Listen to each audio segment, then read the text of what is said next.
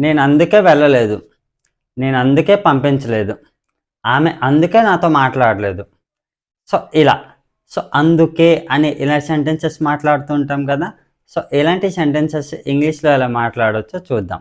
So, ఇలాంటి sentences మనం that's వైని యూజ్ చేసి ఇలాంటి సెంటెన్స్ అనేవి మాట్లాడొచ్చు. సో, ఇక్కడ దట్స్ వై యొక్క మీనింగ్ ఏంటి? అందుకే. ఓకేనా? సో, కొన్ని సెంటెన్సెస్ చూద్దాం. Then you can understand clearly. ఆమె అందుకే ఇక్కడికి రాలేదు. That's why she didn't come. That's why she didn't come. నేను అందుకే ఇంగ్లీష్ నేర్చుకోలేదు. That's why I didn't learn English. That's why I didn't learn English. అందుకే ఆమె వాళ్ళతో మాట్లాడలేదు. That's why she didn't talk to them. That's why she didn't talk to them. నేను అందుకే నిన్న ఆఫీస్‌కి రాలేదు.